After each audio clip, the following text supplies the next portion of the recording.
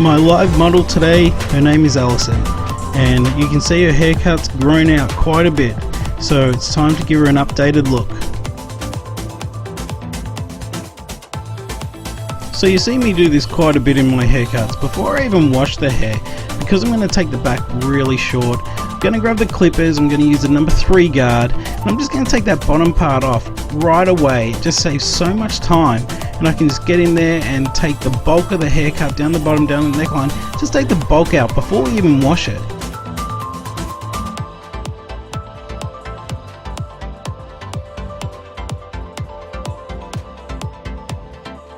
So now that we've washed Allison's hair, you can see where I've taken the bottom part off with the clippers. So I'm going to start my sectioning right above the occipital bone. So I'm going to take a triangle section and start my guideline to blend it into where I finished with the clippers before I washed it. So as with most haircuts, sectioning and elevation is key. You can see here my sectioning is really clean, pulling it out about 45 degrees. I want to keep a little bit of length or a little bit of weight right on that occipital bone there. So you can see we're going to start building up the weight up there, but the elevation is also very important. So you can see as I'm pulling it out, I'm slightly over directing it just so I can keep some little bit of length on top and connect that bottom part.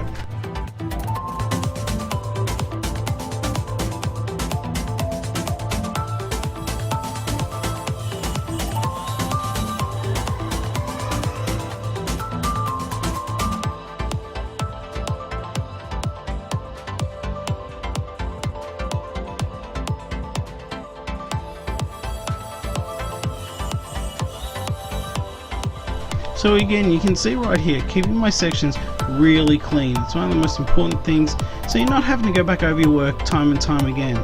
But with this haircut in particular, we're going to make the outline pretty sharp. We're going to go up and over the ears, so it's really important that you get that nice and clean.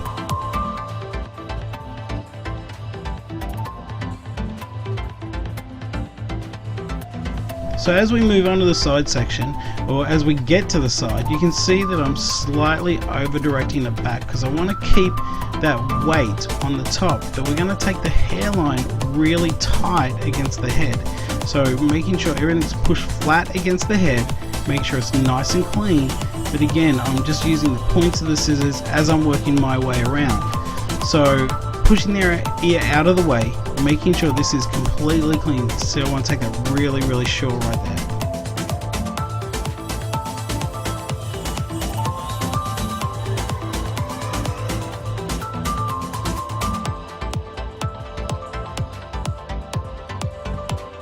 Now as I continue around the side, you can see I'm taking slightly diagonal forward sections, but I'm also pushing the hair completely forward to make sure there's no loose ends and it's very tight around the ear.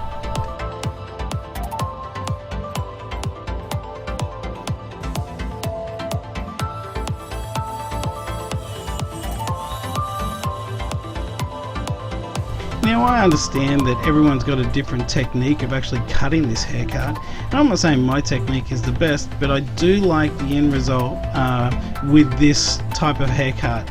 You know, it is a form of a pixie haircut, but as I say, there's so many different ways of cutting it.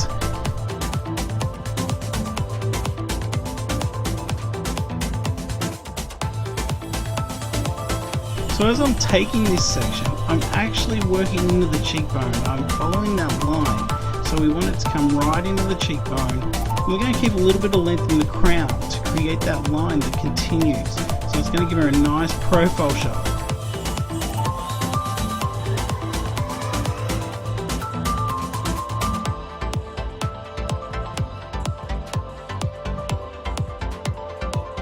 So after completing the sides, what I'm going to do is I'm going to brush everything forward, and I'm going to finish by taking that hairline really clean and tight, keeping up with the consistency of the rest of the haircut that we've already started. So we've taken the bulk out of the side, now we're just taking that hairline all the way up, making sure it's nice and clean, which you can see right here.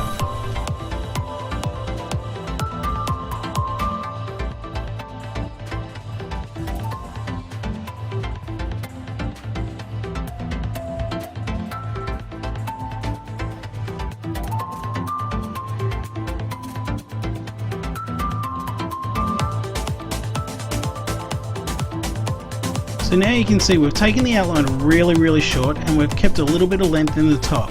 So now I'm going to go through and I'm going to texturize it. So you can see I'm just twisting the hair together, sort of pushing and closing my scissor at the same time to give it that real gritty finish to it. I want it to be messy and just texture all the way through the top here where we've kept that little bit of length.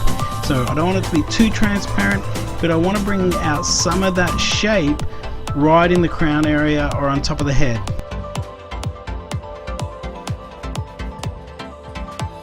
Now to do this, it does take a little bit of practice. I've seen people really mess up on this, so make sure you practice on a mannequin head before you actually do it on a live client or model.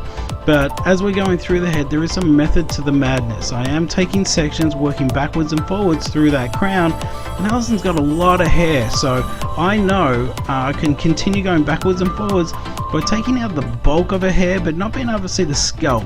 I don't want to be able to see all the way down to her scalp, but I do want to get that separation.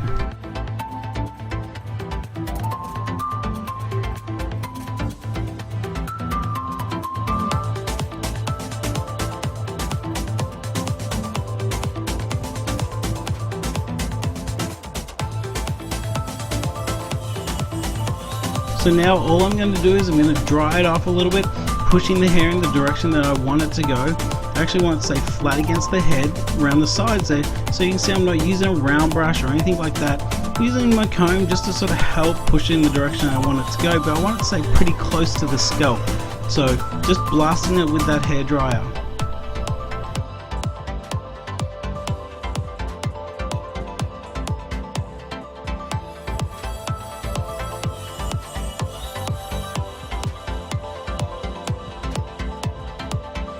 I am going to finish it off with the lock spray. I love this hairspray. It's got a matte finish to it and I love it for short hair. It just gives it that separation.